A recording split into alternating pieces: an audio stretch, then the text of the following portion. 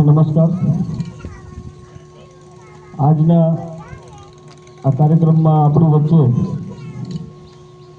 ખાસ ઉપસ્થિત એવા આપણા મુખ્ય મહેમાન,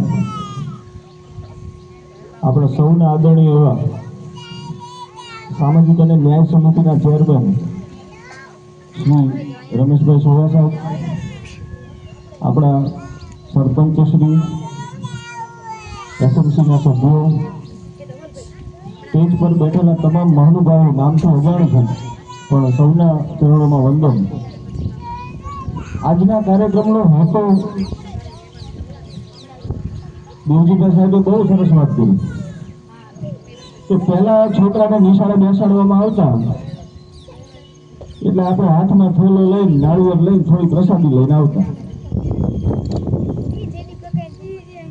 આ આપણી પ્રણાલી હતી। તો ખાસ વાત એ કરવાની છે, હવે આપણે જોઈએ પ્રવેશ ઉત્સવને કેટલું બધું મહત્વ આપ્યું છે। મને આજે ચેરમેન સાહેબ આપણી સ્કૂલમાં આ ભૂલકાઓને પ્રવેશ આપવા માટે પોતે, આજે અમારી આ 7મી શાળા છે આવી રીતે, હજી અહીંથી પણ અમે 2 શાળામાં જઈશું। આજે આપણા ગુજરાત રાજ્યના મુખ્યમંત્રી ખુદ ભૂપેન્દ્ર પટેલ સાહેબ પણ આવી રીતે કોઈ શાળામાં આ જ સમય આવી રીતે બેઠા હશે। આપણા રાજ્ય સરકારના કેબિનેટ કક્ષાના તમામ મંત્રીઓ, રાજ્ય કક્ષાના તમામ મંત્રીઓ, આપણા 182 ધારાસભ્યશ્રીઓ, આખા રાજ્યના કલેક્ટરશ્રીઓ, ડેપ્યુટી કલેક્ટર, નિવાસી કલેક્ટર, ડીડીઓ સાહેબ, તમામ પદાધિકારીઓ એટલે કે જિલ્લા પંચાયતના સભ્યો, તાલુકા પંચાયતના સભ્યશ્રીઓ, નગરપાલિકા, ક્લાસ 1, ક્લાસ 2 બધા જ અધિકારીઓ આજે આ કામમાં લાગેલા છે। એટલે આપણે વિચારી શકીએ કે આનું કેટલું મહત્વ હશે। તો આ કન્યા કેળવણી અને જે પ્રવેશ ઉત્સવ કાર્યક્રમ છે એમાં ખાસ આજ અમે તમને આવ્યા છીએ તો 2-3 વાતો તમારી સમક્ષ મૂકવા આવ્યા છે। 2-3 સારી વાતો કહીને જવાના છે। તો પહેલી વાત મારે આપને કરવી છે, તો આપણી વચ્ચે જે શિક્ષણને અડચણરૂપ છે એવા થોડાક વિષયોમાં 1 નંબર ઉપર મોબાઈલ છે। મોબાઈલથી થોડા દૂર રહેવાનો પ્રયત્ન કરીએ। તમારું બાળક છે, જો એ મોબાઈલથી ટેવાઈ ગયું છે, ઘણી વાર આપણે જોયું છે બાળકને જમતા જમતા મોબાઈલ જોઈ છે, અને આ માટે હું પહેલી ટકોર કરું છું, આપ બહુ સારી સંખ્યામાં વાલીશ્રીઓ અને શ્રેષ્ઠીગણો ઉપસ્થિત છો। અમે જોઈ શકીએ છીએ આટલી માતાઓ બહેનો હાજર છે, આટલા વડીલો હાજર છે।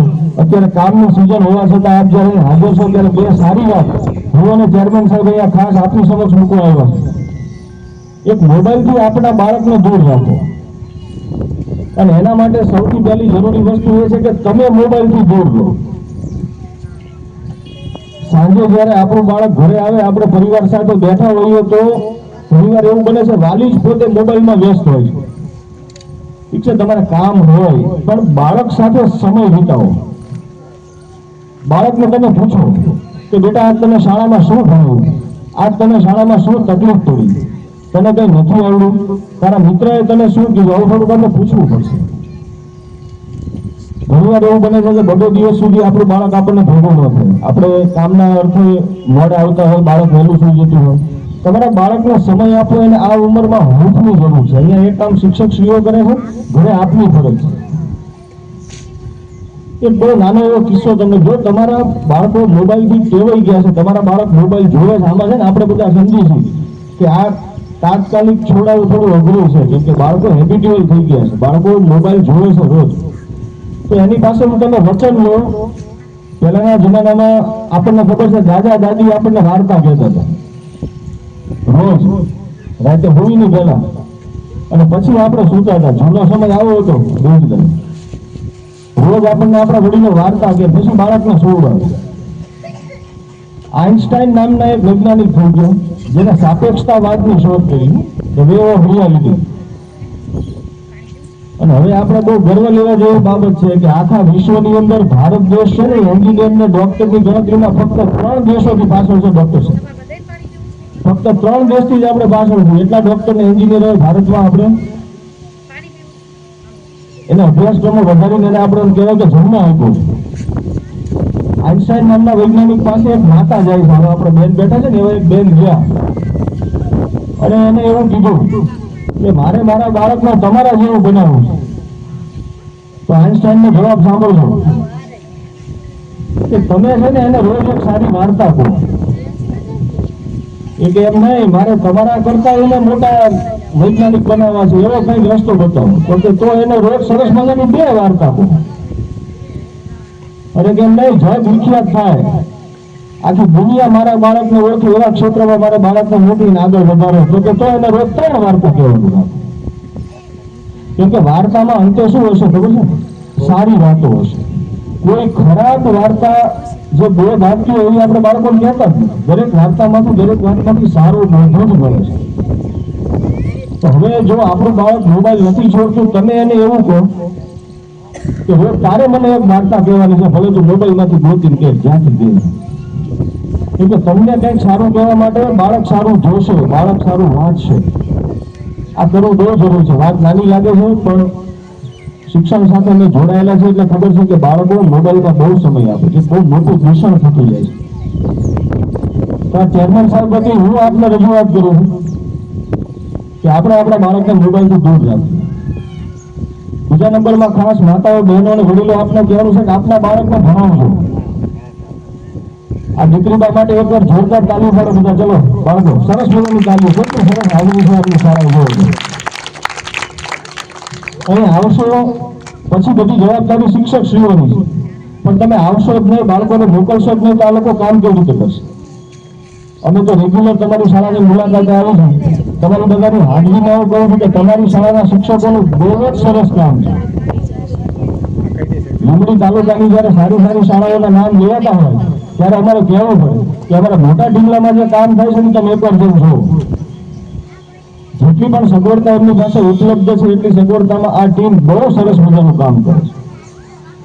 બીજું, વસ્તી ગણતરી હવે થશે, હમણાં થઈ નથી, કોરોના હતો એટલે ત્યારની બંધ રહી છે. અત્યારે આપણે 140 કરોડ કરતા વધારે સંખ્યા ધરાવીએ છીએ. તો આમાં આગળ જતા સ્પર્ધા રહેશે, કોમ્પિટિશન રહેશે. આ બધાની વચ્ચે તમારા બાળકને ભણતર આપવું બહુ જ જરૂરી છે. અને ખાસ આપ ધ્યાન રાખજો કે 8મા ધોરણ પછી બાળક ભણવાનું બંધ નહીં કરે. ખાસ આપણે દીકરીઓને 8મા ધોરણ પછી ભણાવવાનું ઓછું કરતા હોઈએ છીએ. આપણી ગામમાં હાઈસ્કૂલની વ્યવસ્થા હોય ન હોય, દૂર મોકલવા પડે તો આપણે વિચારતા નથી એ બાબતે. તો હું અને ચેરમેન સાહેબ આજે આપણી શાળામાં આવ્યા છીએ. આપને આપના ચરણોમાં વિનંતી કરીને જઈએ છીએ કે આપ આજ એવું અમને વચન આપો કે અમારા ગામનો કોઈ બાળક, દીકરો હોય કે દીકરી હોય, સારામાં સારું ભણશે અને ઓછામાં ઓછું કોલેજ સુધી તેને ભણાવશે. અમે તમને આટલું જ કહેવા આવ્યા છીએ. તમારી પાસેથી આજ વચન લેવા માંગીએ છીએ કે મોટા ડીંગલા શાળાનો કોઈ બાળક સારું શિક્ષણ મેળવે, આગળ જાય બહુ સારું છે, પણ કોઈ બાળક ભણવાનું નહીં છોડે. કેમ કે આની પાછળ સરકાર બહુ ધ્યાન આપે છે. અહીંથી 8મા ધોરણ પછી જાય ને, તમે સાહેબને સતત પૂછતા હોય કે આ બાળક તમારું ક્યાં ગયું. એ 9મા ધોરણમાં જ્યાં પ્રવેશ લે ત્યાં પાછા ખાતરી કરી કે મોટા ડીંગલાના બાળકો આ શાળામાં આવ્યા છે કે નથી આવ્યા. જો નથી આવ્યા તો વચ્ચે ક્યાં રહી ગયું એને અમે પકડી છીએ, શોધીએ છીએ અને ફરજિયાત પ્રવેશ અપાવીએ છીએ. કેમ કે ભણતર વગર હવે બધું નકામું છે, આપણે પણ સમજી દીધા. ખૂબ સારી સંખ્યામાં તમે હાજર છો એ બદલ તમને બધાને અભિનંદન. તમે આટલા જાગૃત છો એટલે હાજર છો. અને ખૂબ આજે જે પ્રવેશ મેળવ્યો છે બાળકોએ, એ ખૂબ સારું શિક્ષણ મેળવે, એમની શૈક્ષણિક કારકિર્દી ખૂબ જ સારી થાય અને ભવિષ્યમાં એમને પણ ગર્વ થાય, અમને ગર્વ થાય. ચેરમેન સાહેબને ક્યારેક આપણે આથી 15 વર્ષ પછી કહેશું સાહેબ તમે જે બાળકને પ્રવેશ અપાયો હતો ને આજે આ કક્ષાએ પહોંચ્યો છે, ત્યારે સાહેબ પણ ખૂબ રાજી થશે, આપણા સરપંચ પણ રાજી થશે, સ્ટેજ ઉપર બેઠેલા તમામ મહાનુભાવો રાજી થશે કે અમે જે બાળકને પ્રવેશ અપાયો હતો ને બાળક આજે અહીં પહોંચ્યો છે. આ બાળકોની શૈક્ષણિક કારકિર્દી ખૂબ જ સારી બને. આજે શિક્ષણની પાપા પગલી માંડી છે બધા બાળકો અને જીવનમાં ખૂબ આગળ વધે એવી શુભેચ્છા. તમે લોકો મોટી સંખ્યામાં હાજર હોય માટે તમને પણ અભિનંદન. શિક્ષકોની ટીમ અહીંયા બહુ સારું કામ કરે છે, બહુ સારું પરિણામ આપે છે, એ આપણને આ આંકડા ઉપરથી જ ખબર પડે છે. એમને પણ ખૂબ ખૂબ અભિનંદન. મારી વાતને વિરામ આપું છું. ભારત માતા કી જય. વંદે માતરમ.